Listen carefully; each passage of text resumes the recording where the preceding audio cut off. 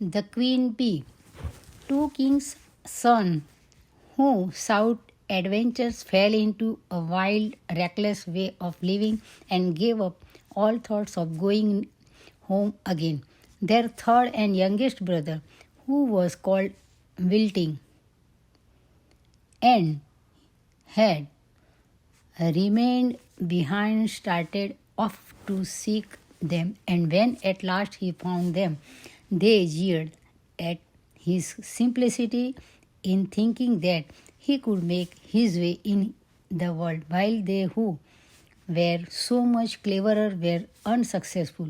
But they all three went on together until they came to an ant hill, which the two eldest brothers wished to stir up, that they might see the little ants hurry about in their freight and carrying off their eggs. But Whitling said, "Leave the little creatures alone. I will not suffer them to be disturbed." And they went on farther until they came to a lake where a number of ducks were swimming about. The two eldest brothers wanted to catch a couple and cook them, but Whitling would not allow it and said, "Leave the creatures alone. I will not suffer them to be killed." And then they came to a bee's nest in a tree, and there was so much honey in it that it overflowed and ran down the trunk. The two eldest brothers then wanted to make a fire beneath the tree, that the bees might be stifled by the smoke, and then they could get at the honey. But Whitling prevented them, saying, "Leave the little creatures alone. I will not suffer them to be stifled."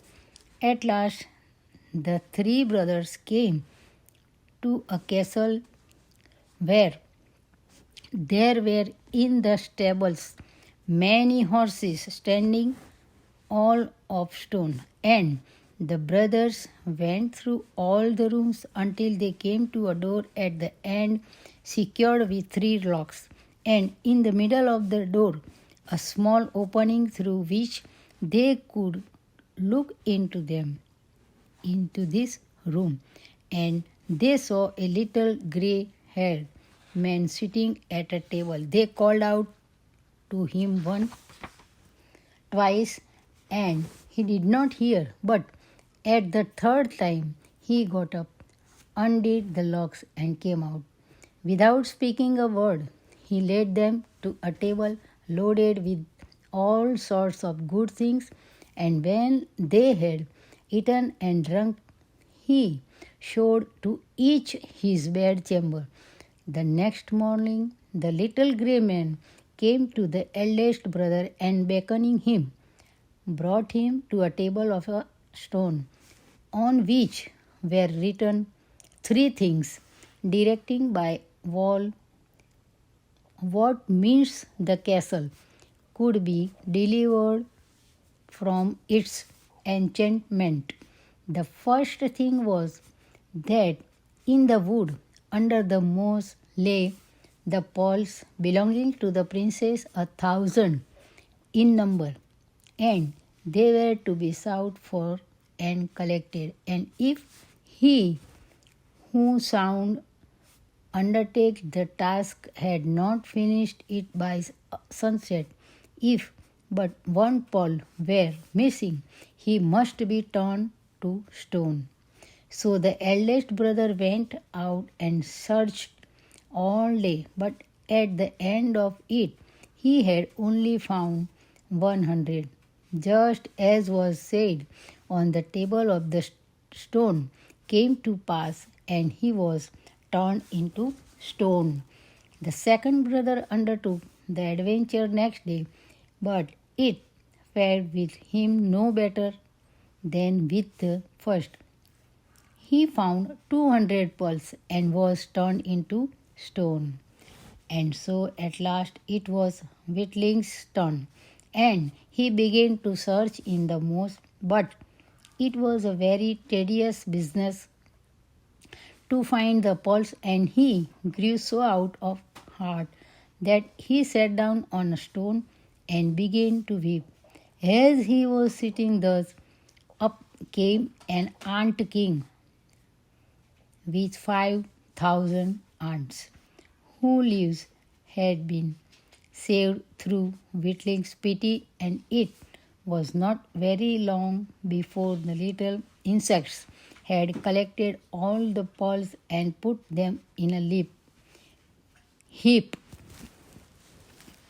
Now, the second thing ordered by the table of stone was to get the key of the princess' sleeping chamber out of the lake, and when Whitling came to the lake, the ducks whose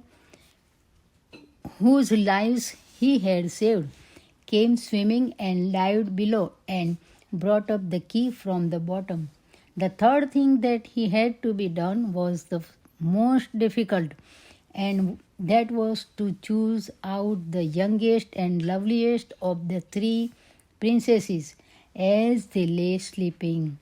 All bore a perfect resemblance each to the other, and only differed in this, that before they went to sleep, each one had eaten a different sweetmeat.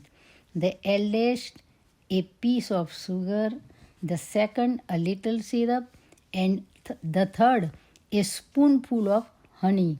Now the queen bee of those bees that Whitling had protected from the fire came at this moment, and trying the lips of all three, settled on those of the one that had eaten honey. And so it was that the king's son knew which to choose. Then the spell was broken. Everyone awoke from stony sleep and took his right form again. And Whitling married the youngest and loveliest princess and became king after her father's death. But his two brothers had to put up with the two other sisters.